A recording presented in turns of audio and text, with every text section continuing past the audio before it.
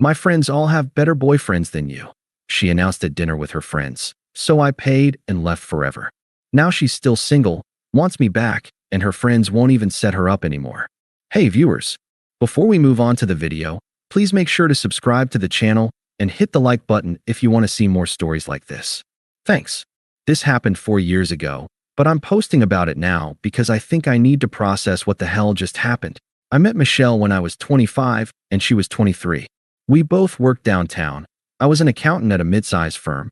She was in marketing at some startup. We met at a happy hour through mutual friends and hit it off immediately. Michelle was gorgeous, outgoing, and had this infectious energy that made everyone want to be around her. For the first year, things were great. I thought I was the luckiest guy in the world. Michelle was fun, spontaneous, and seemed to genuinely enjoy spending time with me. I'd bring her flowers from the grocery store, plan little picnics in the park, cook dinner for her when she had stressful days at work. She'd laugh and call me sweet, and I felt like I was doing everything right. The problem started when she became close friends with Brittany and Ashley from her yoga class. Both of them had boyfriends who were, let's say, more flashy than I was. Brittany's boyfriend Derek drove a BMW, wore expensive clothes, and constantly talked about his investment portfolio. Ashley's boyfriend Marcus owned some kind of business and was always buying her jewelry or taking her to expensive restaurants. At first, Michelle would come back from hanging out with them and make little comments. Brittany showed me this bracelet Derek got her. It's gorgeous. Or, Ashley said Marcus surprised her with a weekend in Napa. That sounds amazing. I'd suggest we plan a weekend trip, and she'd get this look on her face like I'd suggested we go camping in a swamp. Maybe something a little more special, she'd say. The group dinner started about 6 months into Michelle and I dating. Derek would pick restaurants where the cheapest entree was $40, then act surprised when I'd glance at the menu prices. Marcus would show up wearing a different expensive watch every time, making sure everyone noticed. I'm not broke, but I'm an accountant at a regional firm, not an investment banker. I budget for things. I comparison shop. I think spending $200 on dinner for 2 people is insane when you could make something better at home for $20. Michelle started getting quiet during these dinners. She'd sit there while Brittany and Ashley gushed about their latest gifts or trips, and I could feel her shrinking next to me. When I try to contribute to the conversation, someone would inevitably change the subject or talk over me. Jake's more practical than romantic, Michelle started saying when her friends would ask about our relationship. It was always said with this little laugh, like she was apologizing for me. The worst part was watching her face during these dinners. She'd look at Derek's watch or Marcus's clothes, then glance at my off-the-rack button-down and khakis with obvious disappointment. I started dreading these group hangouts, but Michelle insisted they were important for her social life. Things escalated over the next year. Michelle stopped appreciating the little things I did for her. When I'd bring her flowers, she'd say, "You don't need to do that," but not in a sweet way. More like she was embarrassed by the gesture. When I planned a nice evening at home with her favorite takeout and a movie, she'd spend the whole time scrolling through Instagram, looking at her friends' posts from whatever expensive restaurant they were at. She started pushing me to spend money I didn't have on things that didn't matter to me. Designer clothes, expensive dinners, a nicer car. When I'd explain that I was saving for a down payment on a house, she'd get this frustrated look and say, "You're always saving for something." Her friends became more openly condescending toward me. Derek would make comments about guys who play it safe, while looking directly at me. Ashley would talk about how important it was to know your worth whenever relationship topics came up. Michelle never defended me. If anything, she seemed to agree with them. The final dinner happened on a Friday night in October. We were at some steakhouse downtown with Brittany, Derek, Ashley, and Marcus. Everyone ordered expensive cocktails and the most expensive steaks on the menu. I got the chicken and a beer, which apparently was embarrassing enough to make Michelle physically cringe. Halfway through dinner, Derek announced he was taking Brittany to Paris for the weekend. Just because, he said, grinning. Sometimes you have to remind your girl how special she is. Brittany squealed and showed off pictures on her phone while Ashley and Michelle leaned in to look. I watched Michelle's face fall as she scrolled through photos of first-class seats and fancy hotel rooms. Then Marcus pulled out a Tiffany box and slid it across the table to Ashley. Saw this and thought of you, babe. Ashley opened it to reveal a diamond tennis bracelet that probably cost more than I make in 3 months. She practically shrieked and started showing it to everyone while Marcus soaked up the attention. You guys are so lucky, Michelle said, but there was this edge to her voice I'd never heard before. She ordered another martini. I could feel the evening going south, so I tried to redirect the conversation. That's really nice, Marcus. Ashley, it looks great on you. Thanks, Jake, Ashley said in that patronizing tone people use with children. It's important to be with someone who prioritizes making you feel special. Michelle was getting visibly agitated. She kept drinking and making little comments under her breath. When the check came, I offered to pay for both of us, like I always did. That's when she snapped. You know what? I'm tired of pretending. Everyone stopped talking and looked at her. What do you mean? I asked, though I had a sinking feeling I knew where this was going. Look around this table, Jake. My friends all have better boyfriends than you. The entire restaurant seemed to go quiet. Brittany and Ashley exchanged glances. Derek smirked like he was watching his favorite TV show. Michelle, I started. No, I'm serious. Brittany gets Paris trips. Ashley gets jewelry. What do I get? Dinner at Olive Garden and flowers from the grocery store. My face felt hot. I thought you liked. Look at what they get. Excitement, adventure, someone who actually tries to impress them. What do I get? Boring stability from someone who thinks splitting a Netflix password is romantic. Brittany looked uncomfortable now. Michelle, maybe we should. I'm embarrassed to be here with you. Michelle continued, her voice getting louder. They all know I could do so much better. The table was dead silent. A couple at the next table was openly staring. I felt like I was going to throw up. I reached for my wallet, pulled out enough cash to cover everyone's meals, and placed it on the table. Then I stood up. Excuse me, I said quietly. Where are you going? Michelle demanded. Home. You ladies enjoy your evening. I walked out of that restaurant and drove straight to my apartment. I sat in my car for 20 minutes, replaying what had just happened. The woman I'd been in love with for 2 years had just publicly humiliated me, reduced our entire relationship to a comparison with her friend's sugar daddies, and announced that she was embarrassed to be with me. I went inside, poured myself a drink, and started thinking clearly for the first time in months. Michelle came home around midnight, stumbling drunk and apparently expecting me to comfort her. Jake, are you awake? I think I drank too much. I pretended to be asleep. The next morning, she acted like nothing had happened. Made coffee, asked about my weekend plans, mentioned wanting to see a movie later. It was surreal. About last night, I finally said, what about it? What you said at dinner. She waved her hand dismissively. I was drunk. You know I didn't mean it. But she did mean it. I could see it in her eyes, in the way she'd been looking at me for months. She was ashamed of me. Ashamed of my car, my clothes, my gifts, my job, my way of showing love. She wanted me to be someone else entirely. I think we need to take a break, I said. She laughed. Don't be dramatic. I said I was sorry. Except she hadn't actually said she was sorry. I'm going to stay at my friend Tom's place for a few days. I think we both need some space to figure out what we want. Jake, you're being ridiculous. I packed a bag and left. Michelle called me 6 times that day. I didn't answer. By Monday, she was furious. Left voicemails calling me immature and demanding I come home so we could talk like adults. By Wednesday, she was panicked. Started texting constantly, promising we could work things out. I spent that week at Tom's place, really thinking about our relationship for the first time without Michelle's presence influencing my thoughts.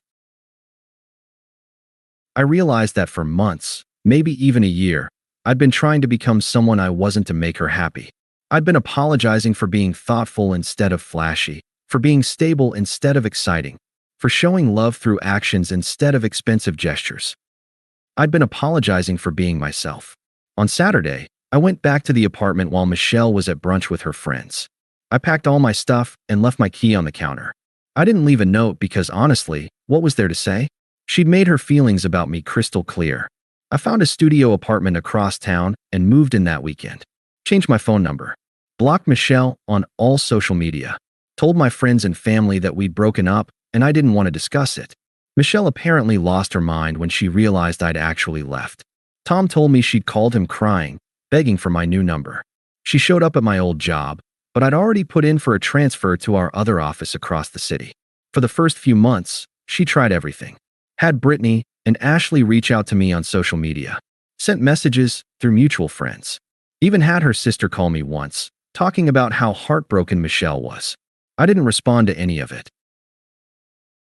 The thing is, I wasn't even angry anymore after those first few weeks. I was just done. Michelle had shown me exactly how she felt about me, and I believed her. There's no coming back from being told you're an embarrassment, that your girlfriend's friends all have better boyfriends, that everything you do to show love is inadequate. I threw myself into work and got promoted to senior associate within 8 months. Started going to the gym regularly, picked up some hobbies I'd abandoned during the Michelle years, reconnected with friends I'd neglected. For the first time in years, I felt like myself again. Through mutual friends, I heard bits and pieces about Michelle's post-breakup life. Apparently, she'd thrown herself into dating apps, determined to find her upgrade. She went out with guys who looked impressive on paper, finance bros, entrepreneurs, guys with expensive cars and designer clothes. From what I heard, it wasn't going well. One guy turned out to be married. Another was living off his parents' money and had no actual job. A third one expected her to sleep with him on the first date because he'd paid for an expensive dinner. She keeps complaining that men don't treat women right anymore. Tom's girlfriend Sarah told me one day. Says they're all just looking for hookups. I felt a brief flash of sympathy, then remembered sitting in that restaurant listening to Michelle explain why I wasn't good enough for her. About a year after our breakup, the friend group she'd valued so much started falling apart. Derek, the Paris trip boyfriend, got caught cheating on Brittany with someone from his gym. Turns out his investment portfolio was mostly credit card debt, and his BMW was leased. When Brittany found out, she posted all the details on social media for everyone to see. Marcus, the jewelry-buying businessman, turned out to be running some kind of multi-level marketing scheme. When it collapsed, Ashley discovered he'd been buying her gifts with borrowed money and was actually broke. She dumped him and had to return most of the jewelry to pay off debts he'd racked up in her name. Suddenly, Michelle's friends all have better boyfriends situation didn't look so appealing. I started dating again about 18 months after the breakup. Nothing serious at first, just casual dinners and getting to know people. It was refreshing to meet women who appreciated thoughtfulness, who didn't roll their eyes when I brought flowers or planned low-key dates. That's how I met Emma. I was at Barnes & Noble on a Saturday afternoon, browsing the biography section, when this woman next to me dropped a stack of books. I helped her pick them up and noticed they were all children's literature. "Thank you," she said, smiling. "I'm a kindergarten teacher, always looking for new books for my classroom." "That's really cool. I bet that's rewarding work." "It is." "What do you do?" "I'm an accountant. Not nearly as interesting as teaching 5-year-olds. She laughed. "Are you kidding? Numbers make sense. 5-year-olds are chaos with tiny shoes." We ended up talking for 2 hours. Emma was warm, funny, and genuinely interested in hearing about my work, my family, my thoughts on everything from books to travel to what we'd wanted to be when we grew up. When I mentioned that I was thinking about going back to school for my CPA, she got excited. "That's amazing. What made you decide to pursue that?" "Not, why would you want more school? Or isn't that a lot of work?" Just genuine enthusiasm for my goals. We started dating slowly. Emma appreciated the small gestures I made, flowers, home-cooked dinners, remembering things she'd mentioned in passing. She'd light up when I'd planned thoughtful dates instead of expensive ones. When I made her breakfast on weekend mornings, she'd tell me it was the most romantic thing anyone had ever done for her. "You pay attention," she told me one evening after I'd surprised her with tickets to see an author she'd mentioned loving. "I've never dated anyone who actually listened like you do." With Emma, I felt like being myself was not just acceptable, but appreciated. She made more money than Michelle had as a teacher, but she was thrilled when I'd cook dinner for us instead of going out.